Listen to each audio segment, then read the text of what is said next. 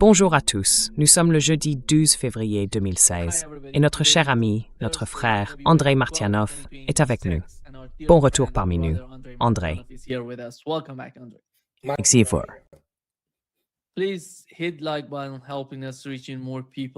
Veuillez cliquer sur le bouton j'aime pour nous aider à toucher un plus large public et suivez Andrei sur son site web smoothx12.blogspot.com. Sa chaîne YouTube porte le même nom, Smoothie. Et Andrei, permettez-moi de commencer par la rencontre entre Donald Trump et Benjamin Netanyahu. Netanyahu veut quelque chose de Donald Trump. À votre avis, Israël a-t-il le sentiment que Donald Trump fait quelque chose qui ne lui profite pas? Quelle en est la principale raison? Car c'est la 7e fois que Benjamin Netanyahu se rend aux États-Unis. Que se passe-t-il? Et quelle est la raison principale de ces rencontres sans fin? À chaque fois, avant les négociations avec les Iraniens, Bibi se rend en Israël et maintenant Netanyahu vient aux États-Unis. Que veut Israël des États-Unis?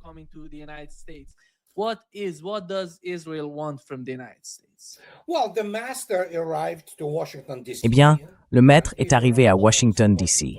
et Israël possède Washington, D.C. de haut en bas, à quelques exceptions près. Il donne des ordres et pousse Trump à faire ce qu'Israël veut. Malgré le fait qu'Israël ait dit à l'Iran « Oh oui, concluons un accord selon lequel, quoi qu'il arrive entre vous et les États-Unis, nous ne sommes pas impliqués. » Ce à quoi, évidemment, les Iraniens ont répondu à Israël « Peu importe, vous allez y passer d'une manière ou d'une autre. » En gros, je pense que ce qu'il veut, c'est un soutien total des États-Unis. D'abord, Netanyahou n'est pas bon sur le plan militaire. Tsahal, en général, ne comprend pas la guerre moderne et ce qu'elle est vraiment, surtout après les 12 derniers jours, quand l'Iran leur a montré à quoi une vraie guerre pourrait ressembler.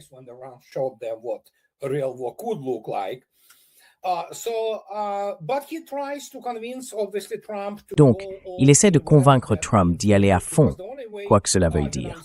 Parce que la seule façon pour les États-Unis de vraiment faire quelque chose contre l'Iran serait d'aller jusqu'au nucléaire. Mais alors, le pays deviendrait un État paria et il ne parviendrait toujours pas à vaincre l'Iran, tu vois. Trump se retrouve donc dans une impasse. C'est en fait un vrai dilemme, perdant dans tous les cas. S'il ne fait pas ce qu'Israël veut, une nouvelle série de dossiers Epstein sera publiée, avec encore plus de mentions de M. Trump, qui affirme désormais qu'il n'a jamais vraiment été ami avec M. Epstein. Et s'il suit la ligne, il risque de perdre les élections de mi-mandat. Et ce ne sera pas facile. Ce ne sera pas un Venezuela 2.0. Ils ne peuvent pas acheter les Iraniens.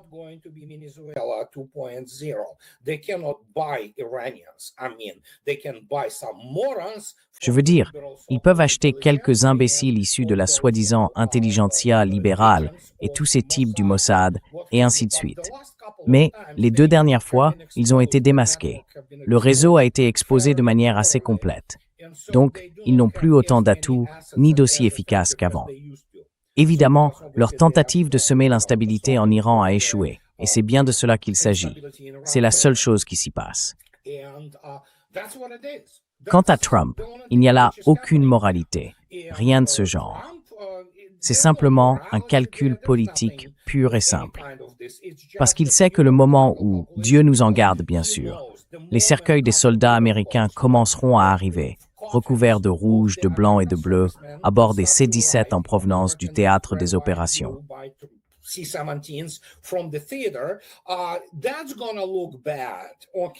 Ça va donner une mauvaise image, d'accord? Et il y a beaucoup de médias de l'establishment qui vont, tu sais, essentiellement exhiber tout ça à la télévision. Et Trump n'aime pas paraître faible ou vaincu, tu vois. C'est son truc. Il a les élections de mi-mandat qui approchent. Pas que, tu sais, tu remplaces un tas d'ordures par un autre. Ça ne change rien, tu vois. Les 2 partis forment en réalité un seul parti, juste avec des ailes différentes. C'est ça qui le motive. Et apparemment, il peut envoyer un 2e groupe aéronaval, même si ça ne servira pas à grand-chose de toute façon. Donc on a cette situation qui se développe là-bas. Et quoi qu'il doive arriver, tu sais, ça arrivera. Mais espérons qu'on évitera ça encore une fois, d'une manière ou d'une autre. Mais toi, tu reviens tout juste de Téhéran. Le peuple iranien est prêt à se battre.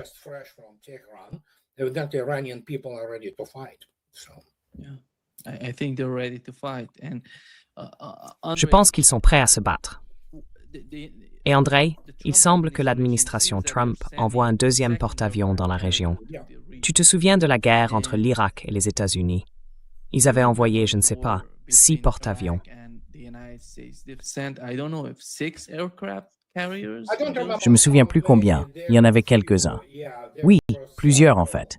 Plus de 2. Oui, et en ce moment, ils veulent combattre l'Iran avec le Qatar. 2 porte-avions. Je ne sais pas s'il s'agira d'une attaque israélienne contre l'Iran, puis des États-Unis essayant de soutenir Israël. Eh bien, cette fois, ce sera probablement les États-Unis, à en juger par ce qu'ils essaient de mettre en place. Mais le problème, encore une fois, c'est que les États-Unis ne sont jamais allés au-delà de la guerre aérienne. C'est la seule chose qu'ils connaissent. L'armée américaine, le Pentagone, les forces terrestres. Ils ne savent pas mener une véritable guerre interarmes contre un ennemi de haut niveau. Et ici, nous avons une situation où la seule chose qu'ils savent faire, c'est obtenir la supériorité aérienne contre des forces aériennes aussi redoutables que celles de l'Afghanistan ou de l'Irak, qui en réalité n'existaient pratiquement pas. Donc c'est la seule chose qu'ils savent faire. Ils savent bombarder, d'accord? Aucune puissance aérienne américaine n'a jamais évolué dans un environnement de menace réelle, sauf au Vietnam. Mais même à cette époque, c'était une configuration très différente. Donc, ils ne savent pas comment faire. Ils savent bombarder.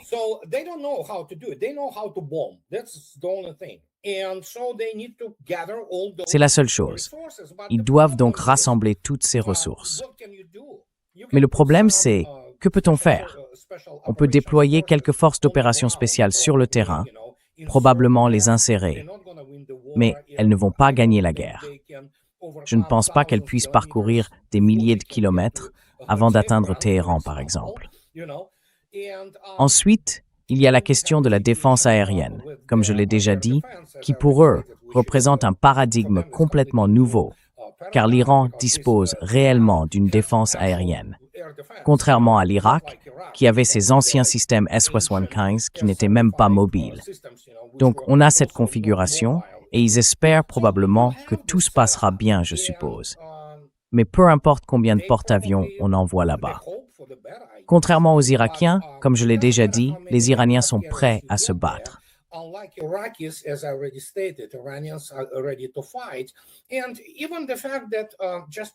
Et même le fait que trop de gens n'y prêtent pas beaucoup d'attention ou ne lui accordent pas beaucoup de crédit. La marine des États-Unis, l'un des destroyers de la classe Arleigh Burke, a abattu un drone iranien. Ce n'est pas une copie, mais il ressemble un peu à un drone Reaper. Ils l'ont abattu à plusieurs centaines de kilomètres des côtes iraniennes. Pour les professionnels, c'est comme dire « Ah d'accord, ils savent où se trouvent ces moyens navals ». Ils ont envoyé ce drone pour qu'il soit abattu, car évidemment, on ne fait pas grand-chose avec un seul drone. Mais cela montre qu'ils l'ont détecté par leur capteur, en disant « C'était l'indice, nous savons où vous êtes, nous pouvons élaborer une solution de tir ». Et la prochaine fois, ce ne seront pas forcément des drones qui voleront, vous voyez.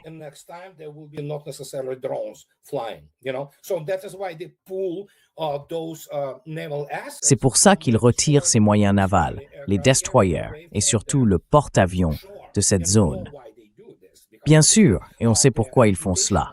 Le risque pour leur réputation, en plus du risque physique pour le personnel des forces navales américaines sur place, est énorme.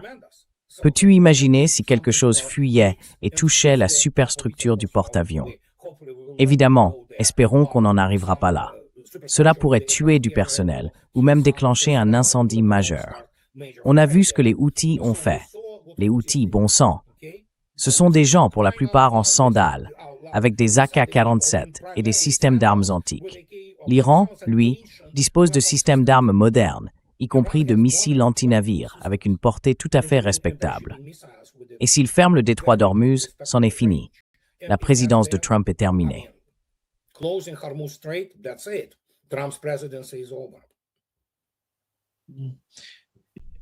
André, quelle est la portée des missiles de ces porte-avions? Parce qu'ils sont assez loin des côtes iraniennes. Yeah. And if they So try they have about Oui, ils en ont environ 400 à 500, probablement plus près de 400, des Tomahawk. Ils ont une portée d'environ 2000 km. Ils sont tous dans leur système de lancement vertical, les MK-41, sur les destroyers de la classe Arleigh Burke. Et peut-être qu'ils ont fait venir un des Oyo, le dernier qui a été converti pour transporter ces Tomahawks. Environ 152 ou 156, je ne me souviens plus exactement. Quelque chose comme ça. Et probablement quelques Virginia, chacun ayant 32 ou 36 missiles. Je ne me souviens plus précisément. Voilà à peu près tout. Le reste se trouve dans l'aviation embarquée des porte-avions.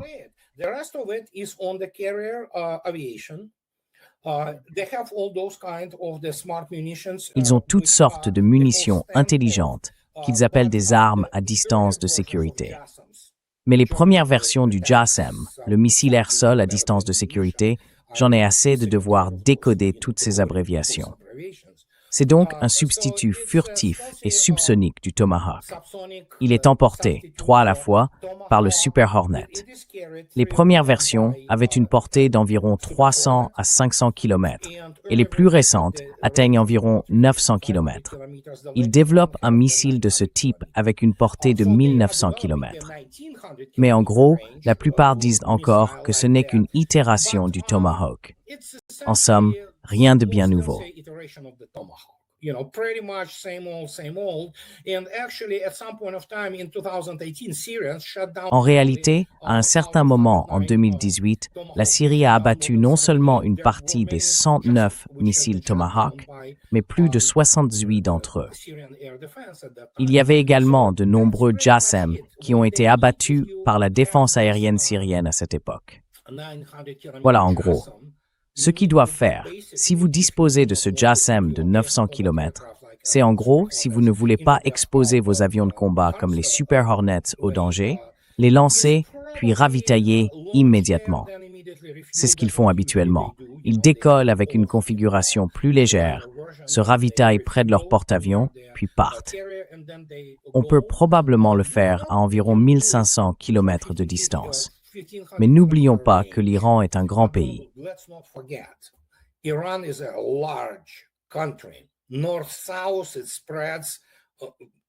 Du nord au sud, cela s'étend sur environ 2000 km, je crois, quelque chose comme ça, c'est assez vaste, et ensuite 1500 km de large. Donc, soudainement, surtout en tenant compte de l'emplacement de Téhéran, dans la partie nord, non loin du Mazandaran, tu vois, c'est comme, oui, il faut entrer dans l'espace aérien. Comment vas-tu faire ça? Eh bien, tu as 2 options. Il y a l'Irak, ce qui est toute une autre histoire, et l'Irak est absolument sous le contrôle de l'Iran. Et bien sûr, il y a l'Azerbaïdjan. Et M. Aliyev a été averti, apparemment non seulement par l'Iran, il semble que Moscou lui ait aussi dit « Si tu veux vraiment t'attirer de gros ennuis, vas-y, fais donc. » Mais là encore, c'est toute une autre histoire.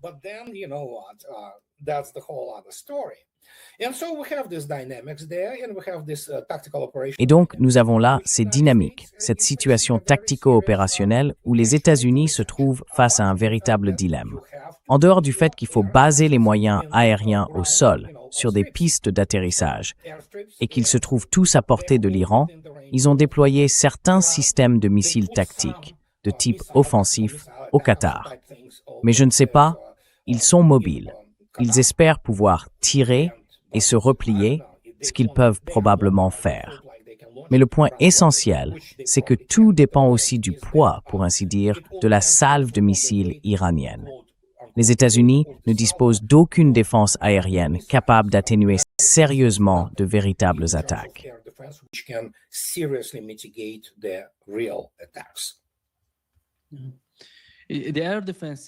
Les systèmes de défense aérienne sont généralement plus efficaces contre les avions de chasse que contre les missiles.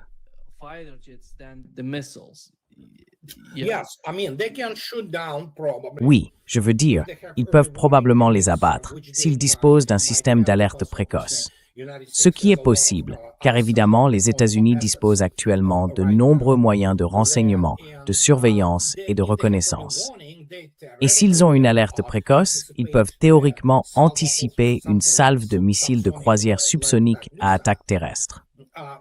Le Patriot PAC-3 n'est pas un bon système de défense aérienne, surtout contre des missiles supersoniques. Et l'Iran possède bien des missiles supersoniques. On parle de missiles à plus de Mach 2, qui peuvent aussi être utilisés comme missiles de croisière. Je ne parle pas de missiles balistiques. Donc oui, il y a beaucoup de problèmes à ce niveau-là.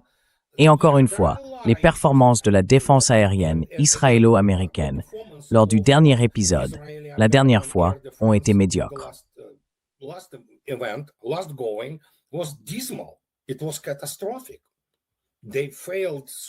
C'était catastrophique.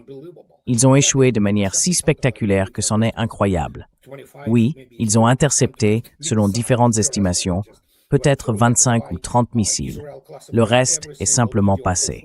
C'est pourquoi Israël a classifié chaque vidéo ou photo qui circulait afin de contrôler le récit, tout simplement. C'est ce qu'ils savent faire, les récits. Ils ne sont pas vraiment doués pour faire la guerre. Mais oui, les États-Unis ont maintenant reçu un avertissement de Tel Aviv. C'est à notre façon ou rien. Et les États-Unis vont encore être pénalisés par Israël s'ils continuent ainsi, comme s'ils ne l'avaient pas déjà été. Nous en avons déjà parlé. L'effondrement total du contrat social en Occident, surtout avec les réseaux pédophiles qui dirigent pratiquement le pays. Que puis-je dire? Nous avons ces dynamiques absolument folles qu'on n'aurait jamais imaginées il y a encore 10 ans.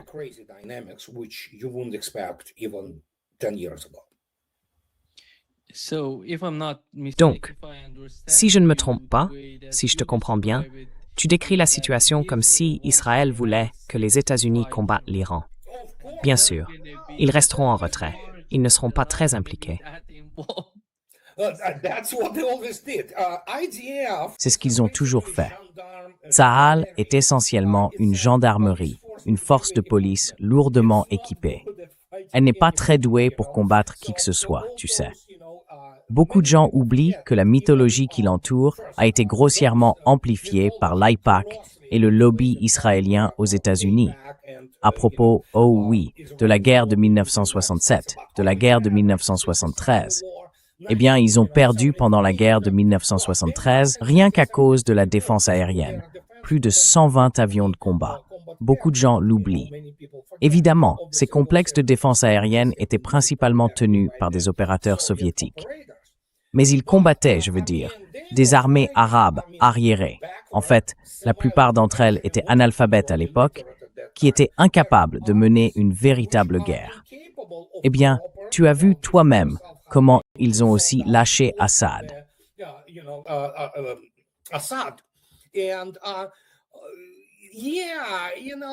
Et oui, tu sais, si tu essaies de construire quelque chose là-dessus, c'est comme, même quand ils étaient en infériorité numérique, on parle de peuples avec des cultures différentes en matière de dévouement et d'entraînement.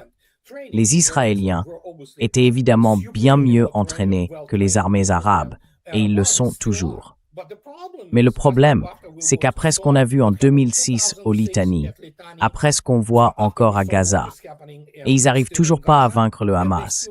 C'est, tu sais quoi, un petit territoire d'une vingtaine de milles carrés. Donc, et ce n'est pas une bonne force. Et ils sont tellement fiers, tu sais, du genre, nous sommes une grande force aérienne. Pas vraiment. Enfin, ils savent piloter, ça oui.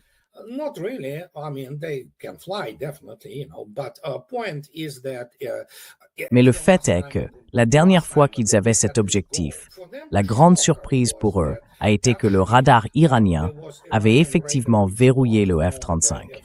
Voilà, c'est ça votre furtivité, tout ce qu'il faut savoir à ce sujet. Ils savent qu'ils sont vulnérables.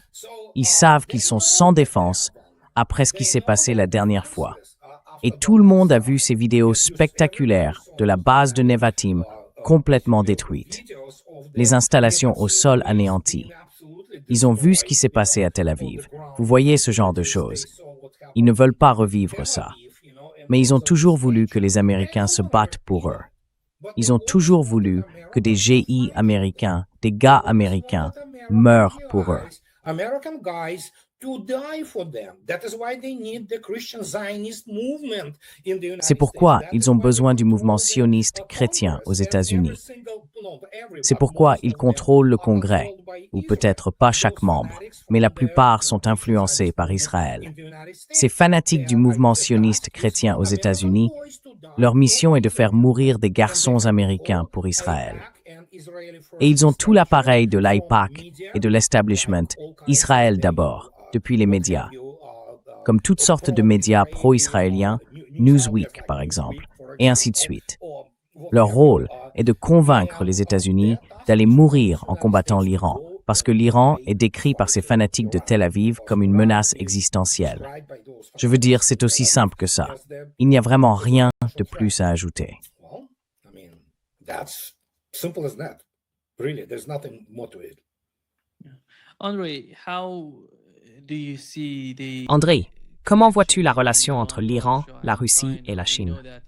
Nous savons que l'Iran et la Russie sont activement impliqués dans un conflit avec les États-Unis. Et d'un autre côté, la Chine ressent d'une certaine manière la pression de ces deux conflits. Et dans le cas du Venezuela, elle ne reçoit plus de pétrole de là-bas. It's difficult for me to say something about China. Il m'est difficile d'en dire beaucoup sur la Chine. J'ai des choses à dire sur la Chine sur le plan militaire, et beaucoup de gens n'aimeront pas ça. Mais en ce qui concerne la Russie et l'Iran, il y a clairement une sorte de lien. Gardez à l'esprit que nous savons avec certitude que la Chine a mis en place le pont aérien entre la Chine et l'Iran, et qu'il y avait de nombreux, certains disent une cinquantaine, avions de transport chinois qui ont atterri à Téhéran.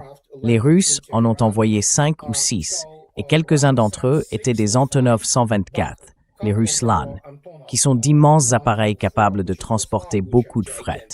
Je ne sais pas ce qu'ils livraient. Nous avons maintenant la confirmation, par exemple, que l'Iran possède des hélicoptères d'attaque Mi-28, qui sont ultra-modernes.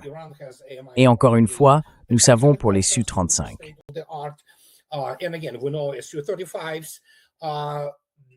La question est de savoir dans quelle mesure ils ont déjà testé cette unité de ces avions, car il faut beaucoup de temps pour former des pilotes à ce type d'équipement, des systèmes de pointe, en réseau. C'est un appareil très complexe. Donc, nous savons que quelque chose se passe. Et bien sûr, nous pouvons être absolument certains que la Russie fournira une alerte précoce à Téhéran. Il n'y a aucun doute là-dessus. Mais oui, les États-Unis sont toujours en guerre avec la Russie. Ils ne peuvent tout simplement pas le dire, parce qu'ils sont lâches, là-bas à Washington, D.C. Mais ils continuent de fournir des armes, des pièces et évidemment du renseignement à l'Ukraine. Mais oui, c'est sans espoir. Ils peuvent continuer à faire ce qu'ils veulent, ça n'a pas vraiment d'importance. Ils ne sont pas dans le « c'est tout le problème ».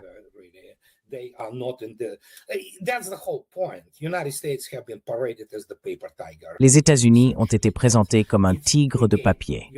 Vous savez, en gros, il faut comprendre que ce que je répète sans arrêt depuis de nombreuses années, c'est que les États-Unis ne sont pas capables de mener des opérations interarmes à grande échelle contre un véritable, j'insiste, véritable ennemi. Et par là, j'entends la Russie, qui les surpasse et les dépasse dans toutes les catégories. La seule chose qu'il reste aux États-Unis, c'est de fournir ce qui traîne encore dans leurs entrepôts et du renseignement. C'est à peu près tout. La raison pour laquelle les États-Unis se sont également retirés, ou du moins ont déclaré l'avoir fait, de la planification opérationnelle, c'est que la planification opérationnelle de l'OTAN, en particulier celle de ce groupe de Wiesbaden, est une plaisanterie.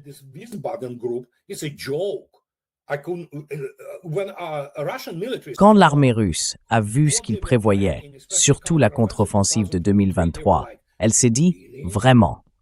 On les pensait meilleurs que ça. C'est tout simplement amateur. Je veux dire, c'est un niveau amateur, en somme. Et maintenant, ils ont confié ça, comme on dit aux Britanniques. Ça va pas beaucoup aider. Et quand on regarde tout cela, c'est dynamique. La dynamique de la situation est absolument terrifiante pour les forces combinées. Vous avez Boris Pistorius, le ministre allemand de la Défense, qui déclare aujourd'hui « Nous n'avons plus rien à donner ». En gros, tout est à nu. Vous savez, tous nos entrepôts, nous avons tout cédé. Oui, c'est tout l'objectif de l'opération militaire spéciale. Une fois qu'elle a été sabotée par Boris Johnson, évidemment au nom de l'administration américaine de l'époque, sous Joe Biden, il était clair que la Russie n'allait pas combattre l'Ukraine.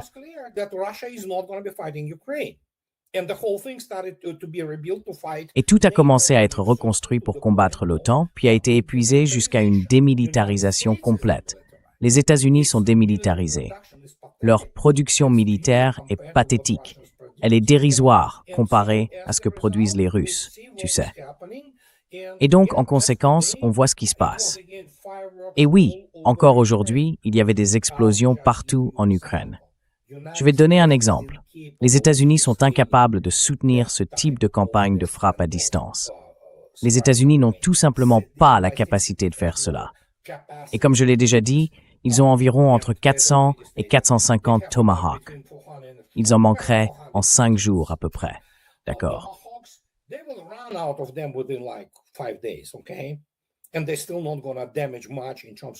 Et ils ne vont toujours pas causer beaucoup de dégâts en termes de...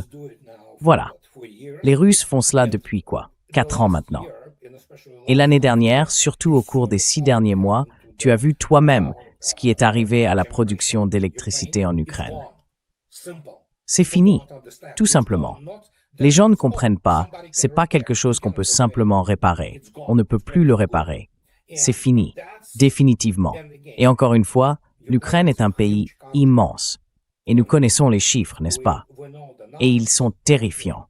Il n'y a pas un seul militaire au Pentagone capable de comprendre cela.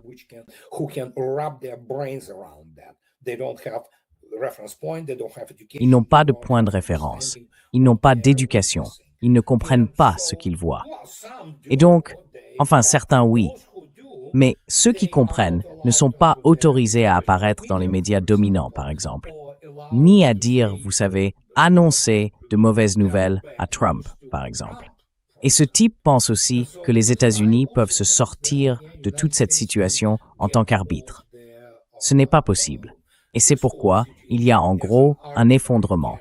Dans l'interview de Lavrov, les Russes ont dit qu'ils n'autorisaient pas les États-Unis. Ils ont proposé des issues de secours. Les États-Unis ne les ont pas saisies. Donc, eh bien, il est trop tard maintenant.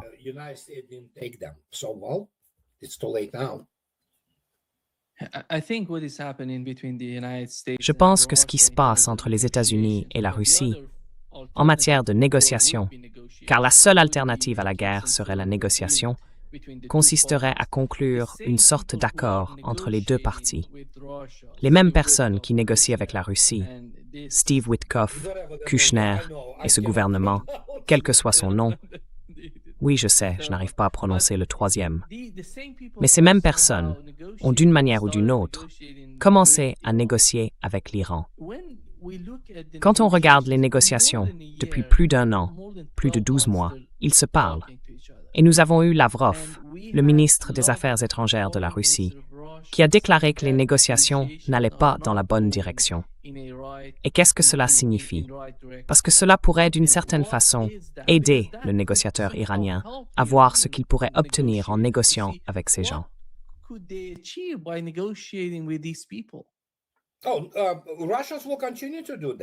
Oh, les Russes continueront à faire cela. C'est comme dans Dune de Frank Herbert, que je cite sans arrêt depuis des années. Les formes doivent être respectées. Les Russes continueront à respecter les formes. Donc, organisons des négociations, établissons ce type de cadre. Et c'est l'une des voies possibles. Mais, comme je le répète à satiété depuis des années, Zhou Enlai, le premier ministre chinois en 1954, a reformulé avec justesse une célèbre maxime de Clausewitz.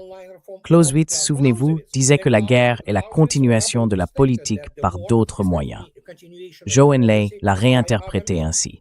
La diplomatie est la continuation de la guerre par d'autres moyens.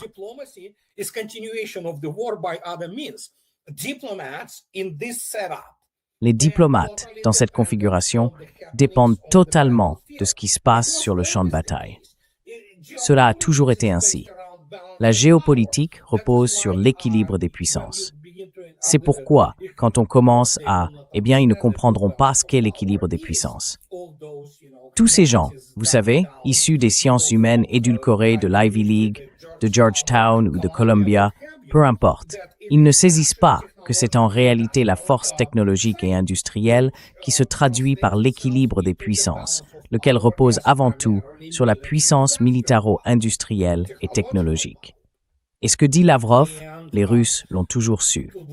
Mais ils continueront à suivre cette voie, car c'est ainsi que cela fonctionne.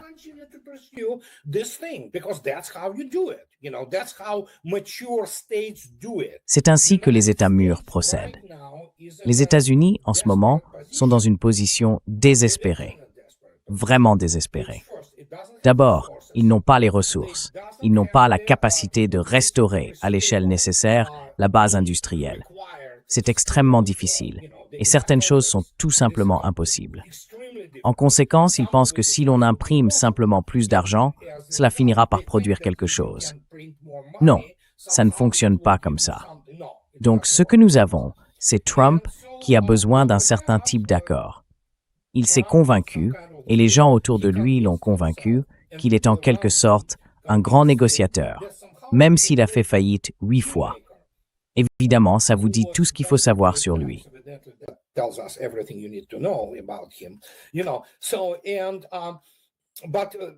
Tu sais, il ne comprend tout simplement pas ce qu'est la diplomatie, et la plupart des gens de son administration non plus. En conséquence, si tu regardes de près les États-Unis, qui sont épuisés économiquement, militairement et maintenant culturellement et socialement, tu peux voir ce qui se passe. Le pays est sous le contrôle d'Israël, qui exige qu'il s'occupe de l'Iran. Et Trump, peu importe comment il essaie de manœuvrer, est complètement contrôlé par Netanyahou et ses proches parce qu'il est totalement empêtré dans ce scandale avec Epstein. En gros, il se bat pour sa survie. Et encore une fois, c'est une toute autre histoire.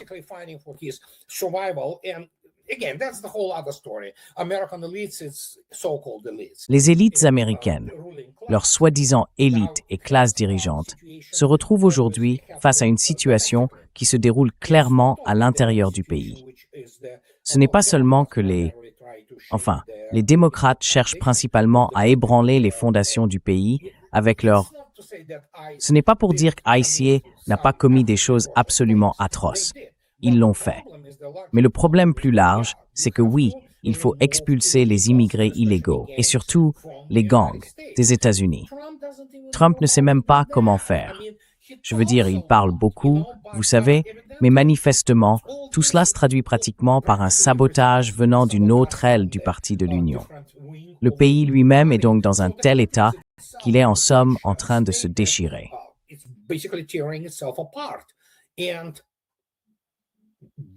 Et nous avons maintenant la situation avec l'Occident, évidemment, qui ne concerne pas seulement l'Ukraine. C'est tout l'Occident réuni, c'est la civilisation occidentale qui est complètement déchirée. Eh bien, elle est déjà morte, disons-le ainsi. L'Occident, tel que nous le connaissions, ses grandes réalisations scientifiques, culturelles, artistiques, industrielles et tout le reste, tout cela a disparu. Ce n'est plus là. Il faut le comprendre. Le Premier ministre de Belgique a déclaré aujourd'hui que l'industrie européenne est perdue. Nous la perdons. Et pouvez-vous imaginer cela? Alors, qu'est-ce qui lui reste? Il adorerait obtenir le Groenland, car dans ce cas, il pourrait dire « Regardez-moi ». Et oui, le public l'applaudirait, comme on peut s'y attendre. Mais le problème, c'est qu'à présent, regardez comme il est déchiré.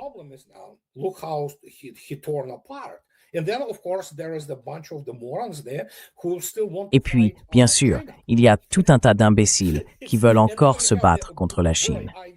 Et maintenant, on a les... Mon Dieu, je n'ai même pas envie d'en parler aujourd'hui. Les Français, ce qu'ils pensent d'eux-mêmes et des Russes de nos jours.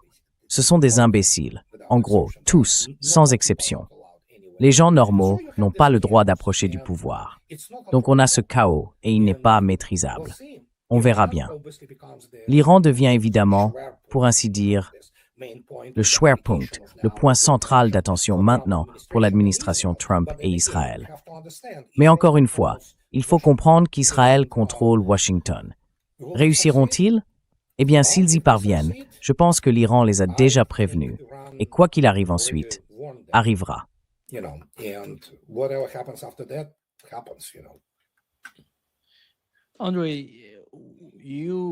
André, toi et moi, nous souvenons du moment où Donald Trump est arrivé au pouvoir. L'un des principaux points de sa rhétorique était d'avoir de meilleures relations avec la Russie. Où en sommes-nous aujourd'hui, plus d'un an plus tard? Y a-t-il, tu sais, un aspect positif dans l'administration Trump qui pourrait apporter une certaine lueur d'espoir pour l'avenir?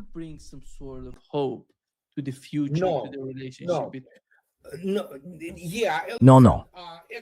Oui, écoute, au moins la seule chose positive qui en est ressortie, c'est que les États-Unis et la Russie n'ont pas déclenché d'échanges nucléaires. C'est bien, tu vois. Et c'est pour ça que j'ai personnellement voté pour Trump, en sachant qui il est. Tout le monde le savait. Tu te souviens de Tucker Carlson avant l'élection? Il s'était exprimé très clairement. Il disait que peu importe à quel point cette personne est narcissique, peu importe à quel point elle est centrée sur elle-même, si tu veux, il restait meilleur que cet idiot catholique que les démocrates et le DNC essayaient de promouvoir. Parce que ces chrétiens auraient fini par déclencher une guerre nucléaire à un moment donné, tellement ils sont incompétents. Donc au moins, c'est déjà quelque chose de positif.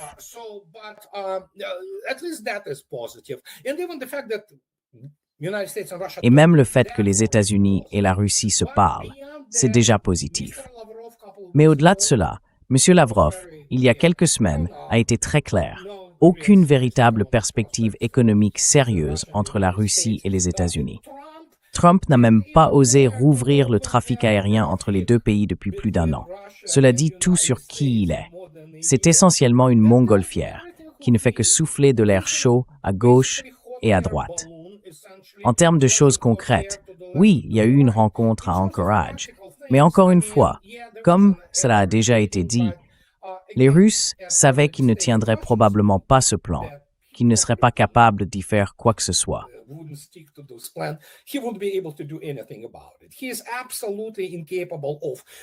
Il est absolument incapable d'obtenir des résultats concrets, à part faire des déclarations. Oui. Selon lui, les États-Unis sont extrêmement prospères grâce à lui, tu vois, après cette année-là. Et il aurait soi-disant modernisé le système militaire. Que puis-je dire? C'est triste, c'est une situation déplorable. Mais encore une fois, tant qu'une nouvelle génération d'hommes politiques américains, des gens qui ne sont pas englués dans cette décadence et ces crimes, n'arrivera pas au pouvoir, il n'y a rien à dire. Et bien sûr, les États-Unis pourraient commencer à s'effondrer beaucoup plus vite si, Dieu nous en garde, ces idiots décidaient d'attaquer l'Iran. Et comme je l'ai déjà dit, ils ne savent pas ce qu'ils font.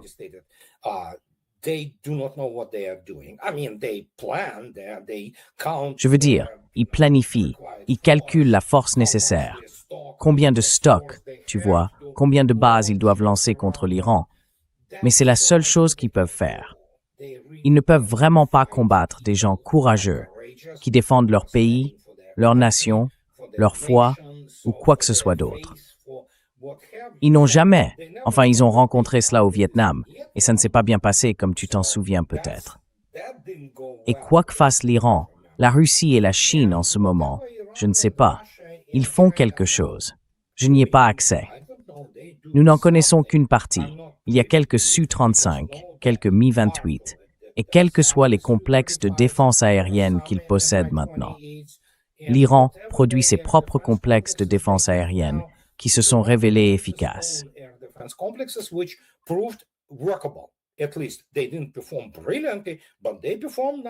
Au moins, ils n'ont pas brillé, mais ils ont tout de même agi.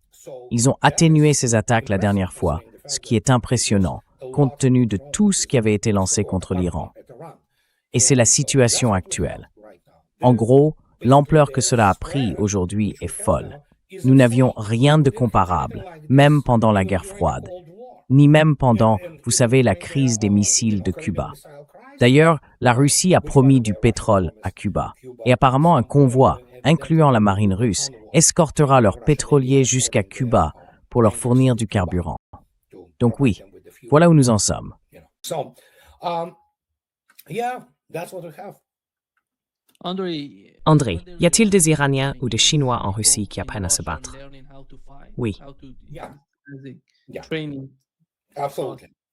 Absolutely. And don't forget, Absolument. at the end of this month, Absolument. there will be again Et n'oubliez pas qu'à la fin de ce mois, il y aura de nouveau un exercice de flotte de surface entre les marines iraniennes, russes et chinoises. Elles seront encore présentes. Il y a eu un exercice tout récemment et maintenant elles y retournent. C'est une sorte de démonstration du pavillon, comme je l'ai déjà dit. Pour la Chine, il est temps de prendre position dans le sens où, eh bien, vous avez la plus grande flotte de surface du monde. Envoyez-la, vous savez, envoyez-la. Les Russes sont occupés à d'autres choses. Mais oui, envoyez-la. Montrez le pavillon. Faites une démonstration du pavillon. Nous savons que les pavillons. Show the flag, demonstrate the flag. We know you have the flags. You know you have the hulls which you can. Vous savez, vous avez les coques, vous pouvez les déployer et le démontrer. Envoyez vos destroyers de type 55. Ce sont des navires puissants, vous savez. Alors, montrez-le simplement. Montrez que vous êtes présent et que vous suivrez la situation au Moyen-Orient. En fin de compte, la Chine en dépend. Plus d'un quart du pétrole chinois transite par le golfe Persique. C'est aussi simple que ça. Allez défendre vos voies maritimes de communication. C'est ce que vous devez faire. Les Russes, eux, n'en dépendent pas. Ils obtiendront probablement cette base au Soudan, ce qui a déjà été décidé, et ils contrôleront la mer Rouge, ainsi qu'une grande partie des accès dans cette région.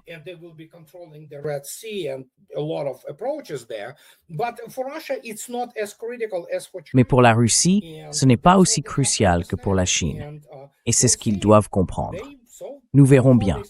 Jusqu'à présent, ils ont envoyé quelques navires. Et nous verrons où cela mènera d'ici la fin du mois. Espérons que les hostilités ne commenceront pas.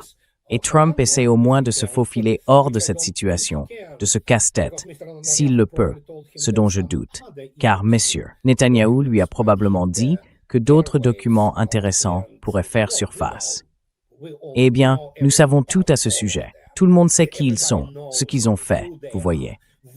Donc à ce stade, c'est essentiellement du théâtre kabuki.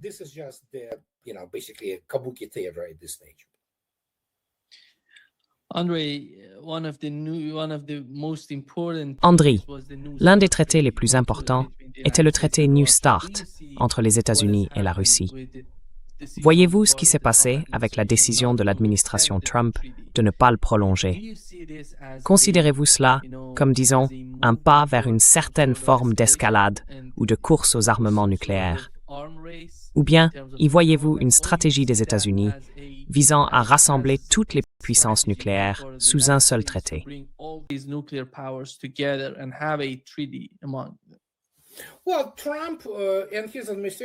Eh bien, Trump et son administration peuvent faire ce qu'ils veulent, et ils peuvent penser ce qu'ils veulent. Et les Russes ont déjà dit, oui, la Chine. Bien sûr, les États-Unis veulent la Chine, ce qui me semble raisonnable. Mais les Russes demandent aussi, à juste titre, où est la France? Où est le Royaume-Uni? Pourquoi ne se joignent-ils pas? Où est le Pakistan? Israël? Où est Israël? Allô? Donc, tout cela, comme je l'ai déjà dit, c'est une sorte de fantasme humide de Trump. Vous savez, il veut évidemment devenir le prince de l'univers, le faiseur de paix, l'homme des accords de paix.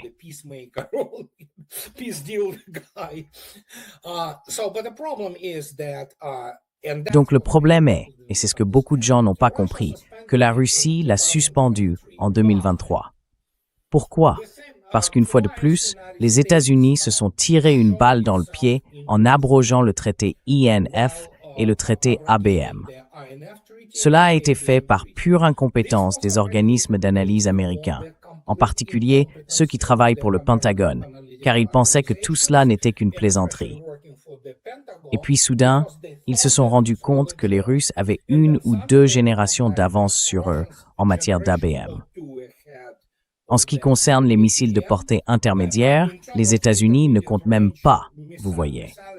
Et Avangard n'est même pas le plus récent, d'accord?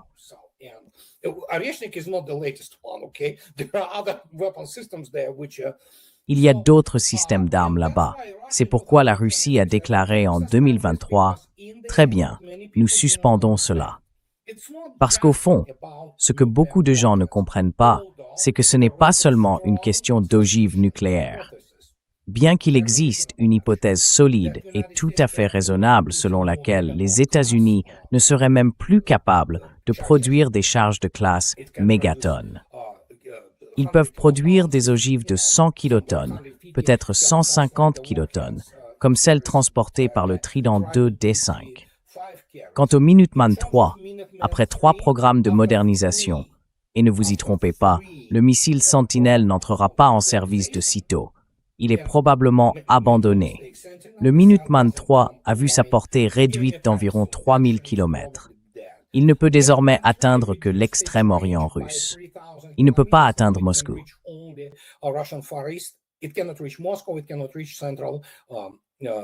Il ne peut pas atteindre la zone industrielle centrale. Alors, qu'est-ce qu'il reste? Il ne reste que les Tridents, qui bien sûr se trouvent sur les sous-marins de la classe Ohio, plus anciens et devenant obsolètes. Le plus récent, le Louisiana, a déjà 22 ans. Il est encore en bon état, je veux dire, c'est encore un sous-marin relativement récent. Mais que va-t-il se passer vers 2030, quand il prévoit de mettre en service les nouveaux sous-marins de la classe Columbia? Ceux-ci transporteront le même Trident, d'ailleurs, qui aura alors 40 ans, même avec toutes sortes de modernisations. Donc pour le reste de la flotte, on s'approchera des 30 ans. Ils sont vieux. Le premier sous-marin de la classe Ohio, mon Dieu, celui qui a été converti en SSGN, un sous-marin lanceur de missiles de croisière, et n'avait pas sur 45 et 3000.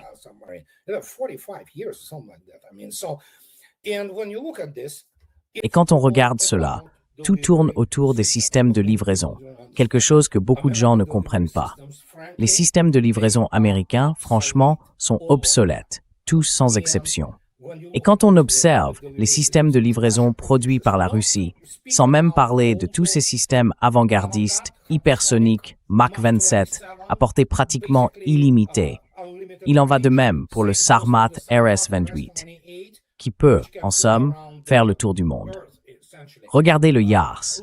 Installer un complexe Yars en Tchoukotka, c'est de toute façon un système mobile. Qu'obtient-on? On couvre la majeure partie des États-Unis, y compris les zones de position des Minuteman, qui sont elles-mêmes obsolètes malgré tous ces efforts de modernisation. Et nous savons qu'il n'existe pas de programme Sentinel. Il s'est en fait effondré. Alors, que reste-t-il?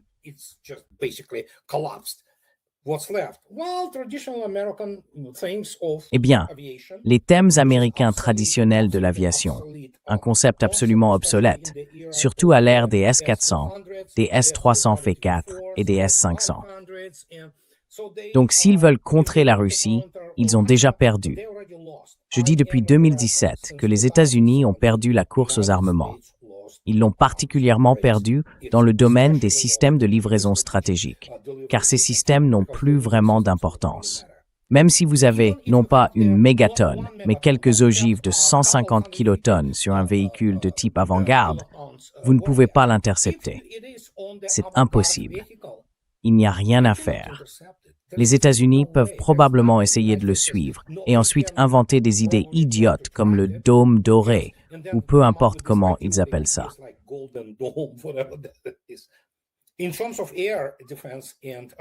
En matière de défense aérienne et de systèmes antimissiles, les États-Unis ne jouent même pas dans la même catégorie.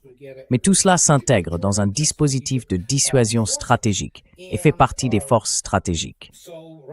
Alors la Russie a dit, « Très bien, vous ne voulez pas, d'accord. » C'est un moment psychologique. Évidemment, rien ne nous limite. Mais il existe certains domaines dans lesquels les États-Unis ne pourront plus combler l'écart, car la Russie a pris une telle avance. En ce qui concerne les armes hypersoniques, Vladimir Poutine s'est trompé. Disons-le ainsi. Lorsqu'il a annoncé en 2018 le nombre d'armes hypersoniques, il a déclaré « Nous savons que les États-Unis y travaillent aussi, et peut-être qu'ils auront quelque chose d'ici 5 ans. » Eh bien, nous les avons maintenant. Qu'ont-ils, eux?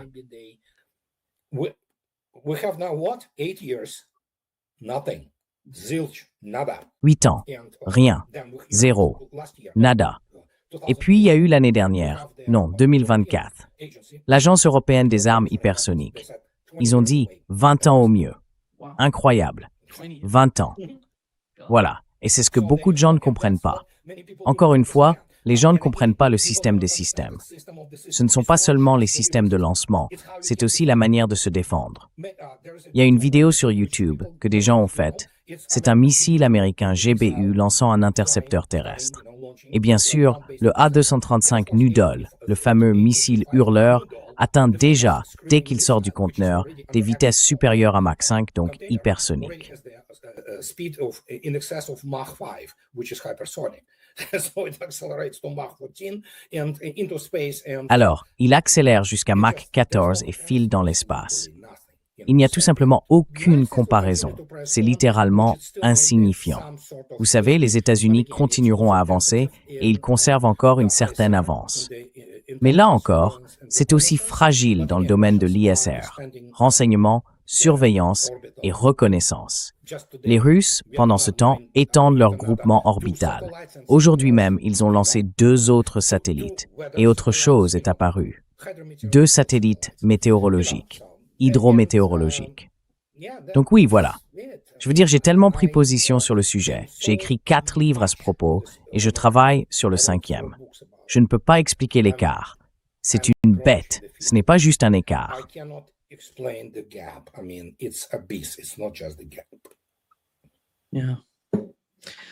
Thank you Oui, so much, merci beaucoup André d'être avec nous aujourd'hui. Un grand plaisir, comme toujours. As always. Merci fort. N'importe quand. À bientôt André. Au revoir. Bye bye.